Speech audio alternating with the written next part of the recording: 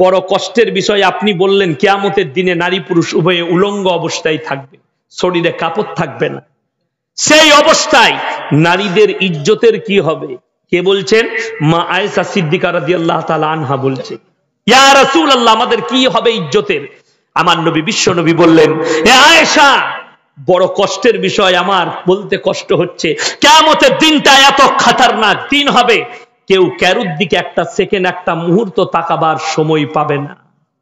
একটা সেকেন্ড মুহূর্ত তাকাবার সময় পাবে না। আল্লাহ হিসেব নেবেন কিয়ামতের দিনে, বড় ডেঞ্জার হিসেব। অনেকের মনে মনে হবে যারা পাপ করে, আল্লাহ হিসেব কি করে নিবে এতগুলো মানুষের?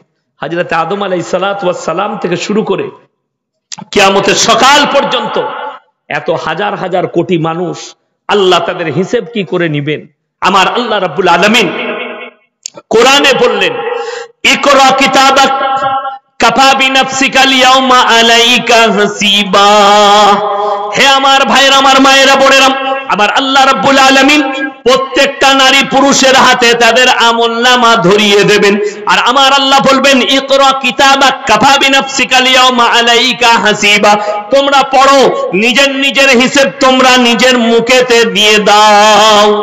তোমরা সবাই নিজের নিজের মুখে তোমার নিজের হিসেবগুলো বলো, কোথায় পাপ করেছো, পাই টু পাই, সেকেন্ড টু সেকেন্ড লেখা থাকবে সেখানে। আমাদের দেশের লোক মনে করে আমরা পাপ করি, কেউ দেখতে পাই না। আল্লাহ কিয়ামতের দিনে একদল নামাজিকে দাঁড় করাবেন। কদল বললাম? একদল নামাজি। আর আমার আল্লাহ জিজ্ঞেস করবেন, তোমরা কেমন নামাজি মুসল্লি ছিলে? তারা বলবে, আল্লাহ, আমরা 5 কাতারে নামাজ পড়েছি, দারুণ ভালো লোক ছিলাম, রমজানের 30টা রোজা রেখেছি, বড় বড় উপকারী ছিলাম। আমার আল্লাহ রাব্বুল আলামিন বলবেন, চুপ করে যাও। আল্লাহ কোরআনে বলেছেন, কিরামান কাতিবিন ইয়ালামুনা মা তাফালুন। প্রত্যেকটা নারী পুরুষের কাছে আমি 2 জন করে ফেরেশতা নিযুক্ত করেছি। কিরামান কাতিবিন, কাতিব মানে হচ্ছে যারা টাইপ করে করে লেখে, তাদেরকে কাতিব বলা হয়। এটা ফেরেশতাদের নাম নয়। প্রত্যেকটা নারী পুরুষের কাছে 2টো করে ফেরেশতা আছে, তারা হচ্ছে কাতিব, যারা টাইপ করে করে ভালো মন্দ পাপগুলো রেখে রাখবেন। আমার আল্লাহ রাব্বুল আলামিন কিয়ামতের দিনে এই সমস্ত ফেরেশতাদিকে ডাক দেবে, হে আমার ফেরেশতা মণ্ডলী, আমার এই বান্দাদের সমস্ত ডায়েরিটা নিয়ে এসো, আমলনামা নিয়ে এসো। খোলা হবে। প্রথমেই ডান দিকের ফেরেশতা বলবেন, আল্লাহ মসজিদে 5 কাতারে নামাজ পড়েছে। বাঁ দিকের ফেরেশতা বলবে, চুপ করে যাও, মসজিদে সুজাপুরে 5 কাতারে নামাজ পড়লে হবে কি? লুকিয়ে লুকিয়ে বাজারে গিয়ে লটারির টিকিট কেটেছে। লটারিওয়ালা মাল আছে না নাই নামাজি? দাদা আছে। আমার এলাকায় একটা মসজিদে কি বুঝলেন, লটারির টিকিট কোঁচড়ে ভরেছে, লুঙ্গির কোঁচড়ে। এখানে গুঁজে নিয়ে হযরত এখন নামাজের নিয়ত বেঁধেছে। কি বুঝলেন, একটু সিজদায় উঠা বসাতে একটু টানা ছিড়া হয়েছে, মালটা খুলে পড়ে গেছে, লটারির টিকিটটা। তার পেছনের কাতারে যে দাঁড়িয়ে ছিল সে মালু লটারিওয়ালা, সে কত পরেজগার বুঝেলেন। সে যখন সিজদায় গিয়েছে দেখছে লটারি মালটা সিজদাতেই কুড়িয়ে পড়ে বললিছে। বুঝতে পারছেন কত পরেজগার? গিয়ে দোকানে মিলিয়েছে, নামাজের পরে দেখছে লেগে গেছে 12,000 টাকাটা ক্যাশ করে লিছে। এরপর মাল খুঁজে বেড়াচ্ছে, লটারি গেল কোথায় আমার? সে তখন দেখে যে কোঁচড়ে ছিলাম, সে খোঁজ লিয়েছে, আসরের নামাজে আমার পেছনে কে ছিল, খবর পেয়েছে ও ছিল। তার মানে ও লটারিওয়ালা মান করতে হচ্ছে, ভাই টাকাটা কোথায় বল, তোমার পেছনে ছিল, লটারিটা পড়ে গেছে মসজিদে। সবাই জেনে গেল দুটোই নামাজি, দুটোই লটারিওয়ালা মাল। কথাটা বুঝতে পেরেছেন না পারেননি? আমার ভাই, এরপরে আবার ডান দিকের ফেরেশতা বলবে, আল্লাহ রমজান মাসে 30টা রোজা রেখেছে, বড় দান ধ্যান করেছে। বাঁ দিকের ফেরেশতা বলবে, চুপ করে যাও, দান ধ্যান করলে হবে কি? লোকের মেরে লোককে দান করেছে, লোকের মেরে লোককে দান করেছে। অনেকজন জিজ্ঞেস করে, হুজুর সরকারের মাল মেরে নিয়ে লোককে দান করলে চলবে না? সরকারের মালটা সরকারের বাপের লয়, কমের মাল, তোমার জানা না। মশলাটা ভালো করে পড়বে। মৌলবীদের পাশে ওই জন্য উঠা বসা করতে বলছি। তুমি নেতা হতে পারো, মন্ত্রী হতে পারো, পশ্চিম বাংলায় লয়, ভারতবর্ষের যতগুলো সম্পদ আছে এগুলো মোদিজির বাপের সম্পত্তি লয়, কমের সম্পত্তি। সমস্ত হিন্দু, মুসলিম, জৈন, বৌদ্ধ, খ্রিস্টান ভারতের যত নাগরিক আছে সকলের সমান অধিকার আছে। যতটা মোদিজির অধিকার আছে ততটা আপনার। আমরা ভোট দিয়ে তিনাকে প্রধানমন্ত্রী করেছি, তিনাকে রেসপেক্ট করি, প্রধানমন্ত্রী, তিনি দেশ চালাচ্ছেন, বাকি এই মালগুলো তিনার নয়, আপনার হক আছে।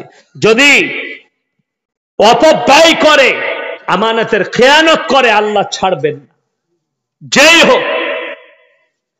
যদি কমের মালকে কেউ খায়, লেখে নিয়ে যা, মন্ত্রী হও, নেতা হও, যা হবে হও, যদি গরিবের হক মেরে খায়, আমার আল্লাহর কাছে রিহাই পাবেন না। তোমার পরিবারকে পাপ ভোগ করতে হবে, তা না হলে তোমাকে ভোগ করতে হবে, আর তোমাকে কিয়ামতের দিনে পাই টু পাই হিসেব লাগবে, যেহেতু তুমি গরিবের মালকে মেরে খেয়েছো।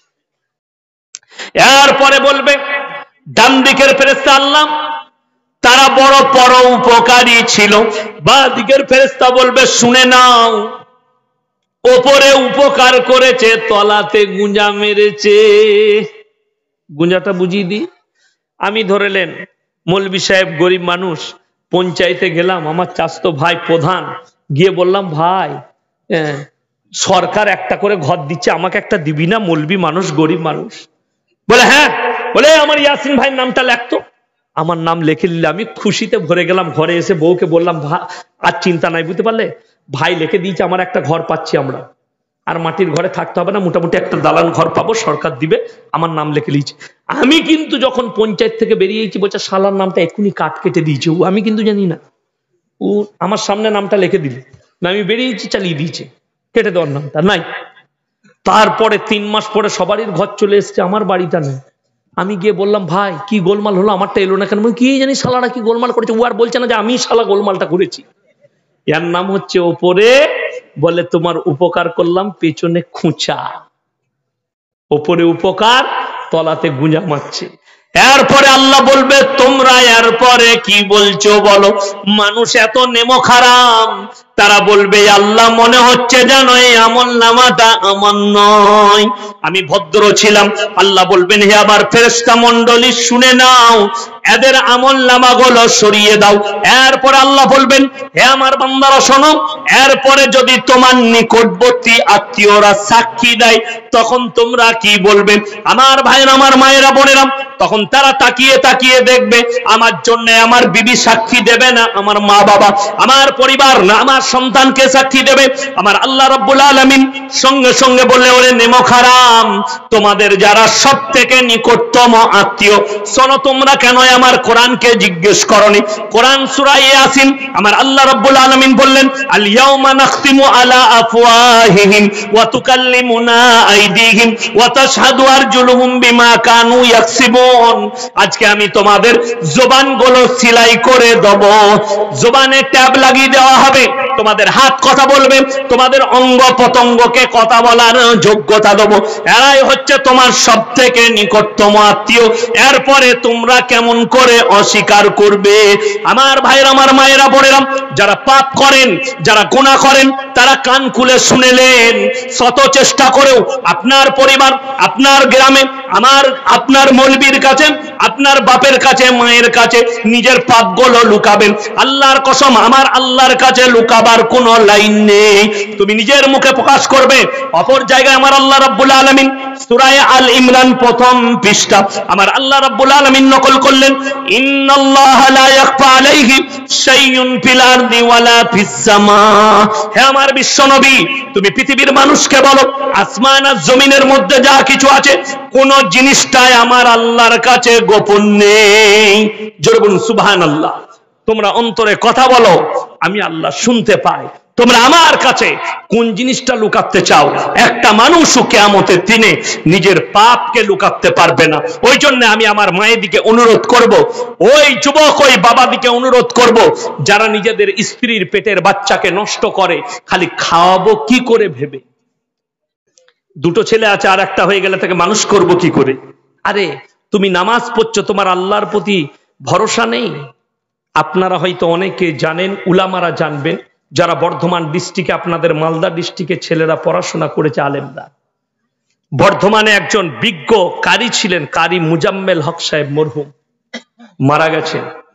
তিনার 23টা ছেলে মেয়ে, 2টো স্ত্রী। জোরে বলুন সুবহানাল্লাহ। 23টা, তার মধ্যে 4টা মেয়ে, তাইলে ছেলে কটা? 19টা। 19 জনই হাফেজ আলেম কারি। জোরে বলুন সুবহানাল্লাহ। এবং ওই 4টা মেয়েও হাফিজা আলিমা। জোরে বলুন সুবহানাল্লাহ। 23 জনই যোগ্যপূর্ণ। আমি কারি সাহেবের লেগে দোয়া করি আল্লাহ জান্নাতি করুক। জোরে বলুন আল্লাহুম্মা আমিন। এবং 6টা ছেলে কাতারের ভালো ভালো পজিশনে আছে, ইমামতি করছে, কলেজে পড়ায়, সেখানে ভালো টিচার। আল্লাহ যোগ্যতা দিয়েছে 6টা সন্তানকে। কি বললেন? আমার একটু দূর সম্পর্কে আমাদের আত্মীয় হচ্ছে। কি বললেন? সব ছেলেগুলোকে যোগ্যপূর্ণ আল্লাহ করে দিয়েছে। সবাই খেতে পাচ্ছে। রুজির মালিক তাহলে কে? আল্লাহ। কারি সাহেবের 10 বিঘে বাপের জমি ছিল না, ছেলেদিকে মানুষ করেছে, মাদ্রাসার বেতন পেয়েছে তখনকার যুগে 200, 300, 100 টাকা বেতন। সেই থেকে ছেলেদিকে কষ্ট করে আলিমে দ্বীন, হাফিজে কোরআন করেছে। আপনারা ভাবতে পারবেন না, অনেক ভিখারির ছেলে ডাক্তার মাস্টার হচ্ছে না হয়নি? হয়েছে। তাহলে রুজির মালিক কে? আল্লাহ। কে করতে পারে?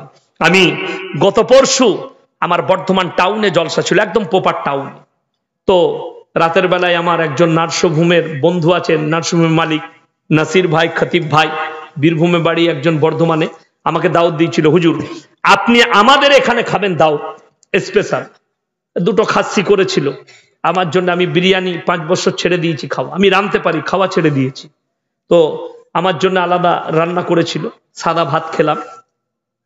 তো আমার কাছে এসে বসলো একজন ডাক্তার সাহেব, মোল্লা জিল্লুর রহমান সাহেবের ছেলে, ভালো নিউরোলজিস্ট ডাক্তার, অল্প বয়সী ছেলে, দিনদার। আমি দোয়া দিলাম আল্লাহ তোমাকে আরো উঁচু করুক, আরো বড় করুক। কি বুঝলেন? ভালো লাগলো। একটা আলেমের ছেলে ডাক্তার। কেউ ভাবতে পারে তার আব্বা মসজিদে ইমামতি করতো, মাদ্রাসায় পড়াতো, ছেলেকে আল্লাহ বড় ডাক্তার করেছে। আমি আরো দোয়া দিয়েছি আল্লাহ আরো বড় করুক, আপনাকে আরো উপরে নিয়ে যাক। গরিবের ছেলে, ওই জন্য রুজির মালিক হচ্ছে আল্লাহ। কার ছেলেকে কি করব আমি ভাবতেও পারবেন না। আমি যখন আমার প্রথম জীবনে ফারেক হয়ে আসি, বর্ধমানে খাগড়াগড় মাদ্রাসায় শিক্ষক ছিলাম। আপনারা খাগড়াগড় কাণ্ড শুনেছিলেন না শুনেননি? অনেকজনকে অ্যারেস্ট করেছে এনআইএ। খাগড়াগড় যেখানে বোম ব্লাস্ট হয়েছিল, অনেকজন অ্যারেস্ট হয়েছে। মালদার একটা ছেলেও অ্যারেস্ট হয়েছে ওই কাণ্ডে। আমাদের ওখানে তালিত স্কুলের মাস্টার ছিল, তাকে অ্যারেস্ট করেছে। যাই হোক, আমি ওই মাদ্রাসার শিক্ষক ছিলাম। আমার জীবনে প্রথম বোম্বে আদায়ে গেলাম মাদ্রাসার কালেকশন করতে। আব্বা বলল পরিচিত লোক আছে, যাবে। একজনের কাছে গেলাম, বড় দাতা, পয়সা আছে। গেলাম, কোন মাদ্রাসা? আমি বললাম এটা আমার আব্বার মাদ্রাসা নয়, আমি একটা অন্য মাদ্রাসায় থাকি বর্ধমান টাউনে, সেই মাদ্রাসা। কি ভাষা বললো জানেন আমাকে?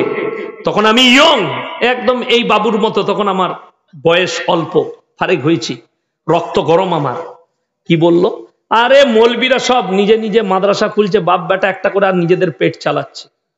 আমার তখন অল্প বয়স, আমার সহ্য করার ক্ষমতা নাই, কিন্তু আমি নিজেকে কন্ট্রোল করলাম, নিজের জবানকে কন্ট্রোল করলাম, বেরিয়ে এলাম। তার ভাই ছুটে ছুটে আসছে, আমি সেই মসজিদে ওখানে ঢুকলাম নামাজের জন্য। তার ভাই এসে বলল হুজুর অনেক বড় কথা বলে ফেলেছে, আপনি বিলটা কাটুন। আমি বললাম 1 টাকা আমি নিতে পারবো না, তোমাদের আল্লাহ বিচার করবে। আলেমদের বিরুদ্ধে এরকম কথা বলার কারণে আমি কিছু বলবো না। আমি মসজিদে বসে আসরের নামাজ পড়ে আমার চোখেতে পানিতে আমার গাল ভিজে গেছে। আল্লাহকে একটাই কথা বলেছে, আল্লাহ তুমি যদি ভালোবাসো পশ্চিম বাংলার স্টেজে আমাকে নিয়ে এসো, তা না হলে আমাকে লাইনচ্যুত করে দাও, আমি ব্যবসা করে খাবো। এই কথা সহ্য করার ক্ষমতা আমার নাই। আল্লাহ আমাকে স্টেজে তুললেন বাপ মায়ের দোয়াতে, আব্বা মায়ের দোয়া, উস্তাদের দোয়া। আমি আমার উস্তাদদের বড় খিদমত করেছি, আজও পর্যন্ত আমাকে কোনো উস্তাদ ভুলেনি, এত খিদমত করেছি। তাদের দোয়া লেগেছে, বাপ মায়ের দোয়া পেয়েছি, এই জায়গায় পৌঁছেছি। আমি 10 বছর পরে সেই দাতার বাড়িতে জলসা করতে গেলাম গ্রামে। আমাকে এসে বলছে হুজুর চিনতে পেরেছেন? আমি বললাম তোমার মতো 100টা ধনী রোজ আমার সঙ্গে এখন দেখা করে আমার চিনার ক্ষমতা নাই। কয়েকটা মৌলবি আমাকে বললে হুজুর আপনি অহংকারের কথা বললাম। আমি বললাম আল্লাহর কসম, আল্লাহ আমার মধ্যে অহংকার দেয়। এই মানুষটা আলেম সম্পর্কে এরকম সমালোচনা এবং এই বার্তা দিয়েছিল, যার কারণে একে উত্তর দিলাম। শুধু অনলি ফর ওর জন্য। তাহলে আমি কি মানুষ সেটা সকলে জানে। আজও পর্যন্ত আমার মধ্যে আল্লাহ স্ট্যাটাস দেয়। আমি বোম্বে স্টেশনে শুয়ে কাটিয়ে দিই। আমি বোম্বেতে গেলে আমি আজও পর্যন্ত অনেকজন মনে করবে আমার মতো, বলবে আমি পালঙে শুই না, আমি ডাইনিং টেবিলে খেতে ভালোবাসি না। আজও পর্যন্ত আমার বাড়িতে আমার পালং আছে, কিন্তু আমি পালং শুই না, আমার জন্য নিচেই বিছানো হয়। আমি নিচেতে শুতে ভালোবাসি। আমার জীবন খুব সাদাসিধে। আমার বাড়িতে গেলে বুঝতে পারবেন গোটা পশ্চিম বাংলার কোন বক্তা কি বাড়ি করেছে জানি না। আমরা বাপ বেটা টিনের চালে বাস করি, কিন্তু আমার মাদ্রাসাতে গেলে আপনার মাথা ঘুরে যাবে। মাদ্রাসাকে আলহামদুলিল্লাহ সাজিয়েছি, আপনাদের জান ঘুরে যাবে। বড় কষ্ট লাগে যারা আলেমদের সম্পর্কে এই মন্তব্য করে। আল্লাহ তার মালকে আজ কেড়ে নিয়েছে। আমি আমার ভাইরা ভাইকে বলি, বড় সেট আলেমরা এলে তাদের সঙ্গে ভালো ব্যবহার করবে, যে তবকারি মৌলবি হোক। তুমি 100 টাকা দাও, ভালোবেসে দাও, ভাই আর নেই এটা রাখুন, মহব্বতের সঙ্গে দাও। এবং আমি বলেছি আলেমরা এলে রমজান মাসে বিশ্বাস করবেন না, চোখের পানি পড়ে যাবে। আমি দেখেছি। আজকে আমি পশ্চিম বাংলার মাটিতে বড় কষ্ট লাগে। বক্তাকে ইয়াসিনকে টাকা দিয়া খুব সহজ, সাধারণ আলেমকে টাকা দিয়া খুব কঠিন। এটাই কষ্টের বিষয়। আমি শুয়ে শুয়ে আদায় করি, ফোন করে যাই, আমি যাচ্ছি আপনার কাছে, জি চলে আসুন, আপনার জন্য টাকা রেখেছি, গিয়ে বিল কেটে নিয়ে আসি। আমি যখন বোম্বেতে আদায় করেছি, 4 তলা বিল্ডিং চাপার পরে বললে হুজুর আজকে টাকা নেই, রবিবার আসবেন, রবিবার পেমেন্ট পাবো।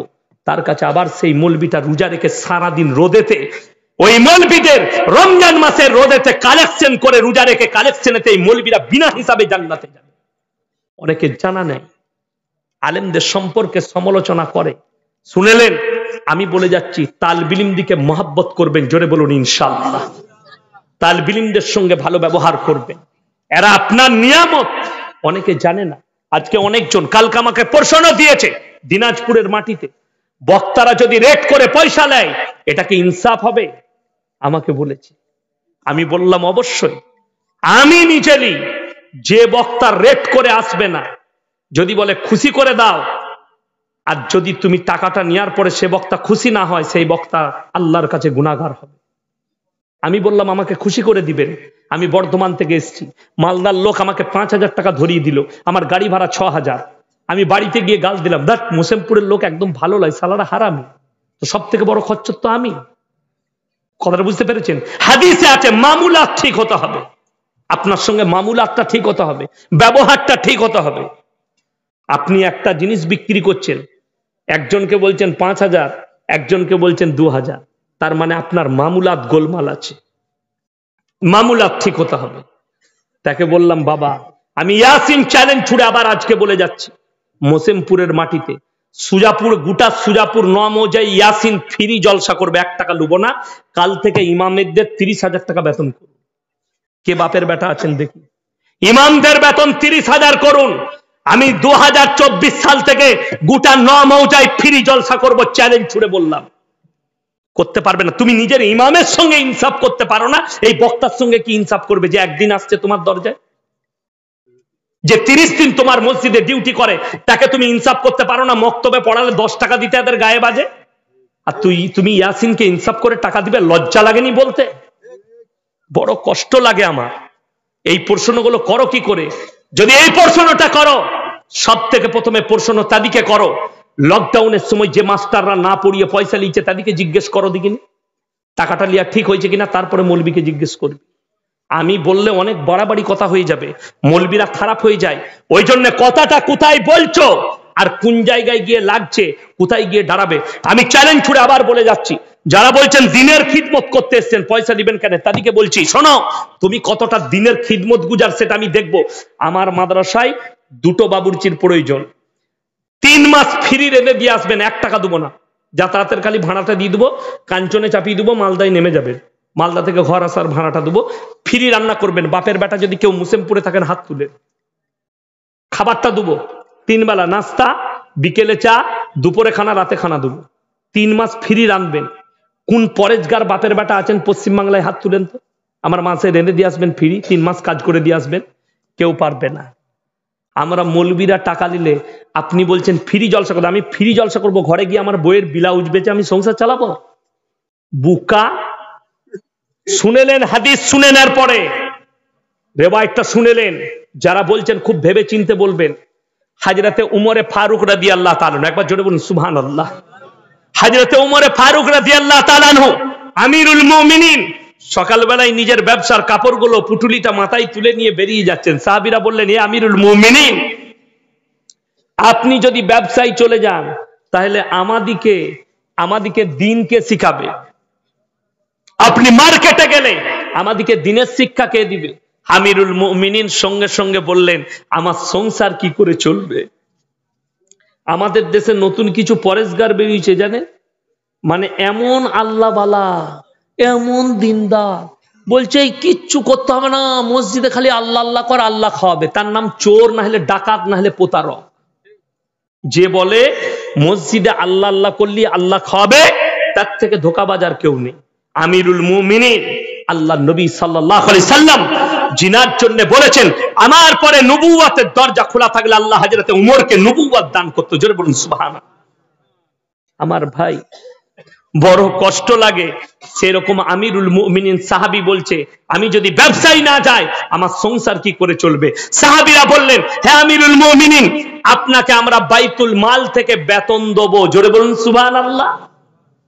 তখন থেকে ইসলামে মাদ্রাসা মসজিদের বেতন শুরু হয়েছে। জোরে বলুন সুবহানাল্লাহ। আর এখন কেউ দিল্লি থেকে ফতোয়া আনতে যাচ্ছে, কেউ দেওবন্দ থেকে ফতোয়া আনছে, তারাবি পড়িয়ে পয়সা লিয়ে যাবে না, ইমামতি করে পয়সা লিয়ে যাবে না, এই করে পয়সা লিয়ে যাবে না। শুনো, আমি সেদিনে বলেছি, ওই ফতোয়াটা দেওবন্দের জন্য, দিল্লির জন্য, বোম্বাইয়ের জন্য, ইউপির জন্য, গুজরাটের জন্য, আপনার বাংলার জন্য নয়। যদি বাংলার জন্য যদি বলেন কেন নয়, তাহলে আমি বলে দিই ফতোয়াটা কেন নয়। আপনাকে বুঝাতে হবে, নমৌজায় কোটিপতির কটা ছেলে হাফিজে কোরআন আছে? আপনাদের এখানে তাড়াতাড়ি হাত তুলেন। কোটিপতি ডাক্তারের ছেলে মালদায় কটা আছে হাফিজে কোরআন? প্রফেসরের ছেলে কেউ হাফিজে কোরআন আছে? নাই। যদি প্রফেসরের ছেলে হয়, কোটিপতির ছেলে হয়, সে ফ্রি তারাবি শোনাবে না? শোনাবেন না। কিন্তু পড়তে যাচ্ছে কারা? বাপ নাই, মা নাই, হাফিজে কোরআন হয়েছে। সে যদি তারাবি পড়াতে যায়, তুমি ফতোয়া নিয়ে আসছো। ঈদের দিনে তার ঘরে সেমুইটা কি রান্না হয়েছে তুমি খোঁজলাম না, তুমি বলছো দিনের খিদমত। শোনো, লকডাউনে পশ্চিম বাংলার এতগুলো মাদ্রাসা শিক্ষক বসেছিল, কেউ খোঁজই লাইনি তার সংসার কি করে চলেছে, না বেতন দিয়েছে। হ্যাঁ, মৌলবীরা টাকা আদায় করে এনে দিবে মাদ্রাসায়, আর এরা কমিটি সেজে ঘাঁটবে, বলবে আমি সেক্রেটারি, আমি প্রেসিডেন্ট, আমি অমুক। খুব সেজেছ। যখন মাদ্রাসায় টাকা ছিল না, তোর পকেট থেকে 5,000 দিলি না, যে মৌলবীর ঘরে পয়সা নাই, খোঁজ নিলি না। শুনেন, টাকা ঘাঁটা খুব ভালো, টাকা ঘাঁটতে সহজ লাগে, পদ নিতে সহজ লাগে, কিন্তু নিভানোটা বহুত বড় কষ্ট, বহুত কষ্ট। ওই জন্য আমার ভাই, হারাম হালাল ইসলামে ফতোয়া যখন দিবেন ভেবে চিনতে ফতোয়া দিবেন। আমি সেদিনে মুর্শিদাবাদে ছিলাম, আমার কাছে কাগজ এলো, কি কোন ব্যক্তি ফতোয়া দিয়েছে যে মাদ্রাসায় ইলম শিক্ষা হয়, ঈমান শিক্ষা হয়। আমি বললাম, যে বলেছে সে গুমরা, যে বলেছে সে গুমরা। একজন কাগজ এনে দিলে তার পরের চ্যাপ্টারটাই কি লেখা ছিল শুনেলেন? দ্বিতীয় প্রশ্ন, কোন ইমাম যদি এক চেল্লা না দেয়, সাল চেল্লা না লাগায়, তাকে ইমাম রাখা যাবে না। কে ফতোয়া দিয়েছে? বলছে পটলওয়ালা, পটল বিক্রি করে সুজাপুর বাজারে সে। আমরা সে কবে মুফতি হলো বে? ওইগুলোই তো এখন মুফতি সমাজে। আলুওয়ালা, পটলওয়ালা, কি বুঝলেন, ঝিঙেওয়ালা, কি বলেন, মুরগি বিক্রি করছে, মুরগির দোকানে ওজন করতে করতে বলছে দারুণ ফতোয়া জানি আমি, বল না কি বলছিস, তোদের ফাটিয়ে দেবে ফেরেশতারা। বুঝতে পারবি, কবরে যা। একটা মৌলবি, মুফতিরা জিজ্ঞেস করুন উলামা দিকে, মুফতি ফতোয়া লিখতে গেলে তার নিচে লেখে আল্লাহু আ'লামু বিস-সাওয়াব। একটা মৌলবি ফতোয়া লিখতে গেলে এই কথাটা লেখে, সঠিকটা আল্লাহই জানে, আমার জানাটুকু লিখলাম। সেও আল্লাহকে ভয় করে, আল্লাহর উপরে ভরসা ছেড়ে দিচ্ছে। আর তুমি বলছো পটল ওজন করতে করতে, দূর শালা কোন ফতোয়াটা বলবি বল না, দে ফতোয়া দিয়ে দিবে। সমাজ মরলো না বাঁচলো না কি হবে কেউ জানে না। সে নিজে জানে না তার অবস্থা কি, সে কোথায় থেকে বলছে সে নিজে জানে না। আমি আমার মসজিদে ছিলাম, কি বুঝলেন, আমার মসজিদে জুম্মার দিনে বায়ান হচ্ছে, বলে আসাম থেকে কি বুঝলেন, আমার পাশের একটা বাজারে মসজিদ, সেখানে আমি প্রায় জুম্মা পড়ি, গলসি বাজার আছে, তো সেখানে বায়ান চলছে। কি বায়ান শুনেলেন? এই আসাম থেকে জামাত এসছে, একটা ছোট ছেলে বায়ান করছে, অল্প বয়সী ছেলে, আমার থেকে আরো ছোট হবে। তো ছেলেটা বায়ান করছে, খুব ভালো বায়ান করলো। লাস্টে বলছে, এই যে মাস্তুরাতে জামাত এসছে, আপনারা দেখতে পাচ্ছেন এরা হচ্ছে সেই যুগের হযরতে ইব্রাহিম আলাইহিস সালাতু ওয়াস সালামের যুগের তিনার বিবিরা যেমন ভাবে হযরতে মা হাজেরা যেভাবে ওই জায়গায় পৌঁছেছিলেন, যেভাবে এক জায়গায় ছেড়ে দিয়েছিলেন, তিনি যতটা নেকি পাবেন এনারাও ততটা নেকি পাবেন। সেটাই আমি বললাম, তোমাকে কে বললো এটা? নামাজের পরে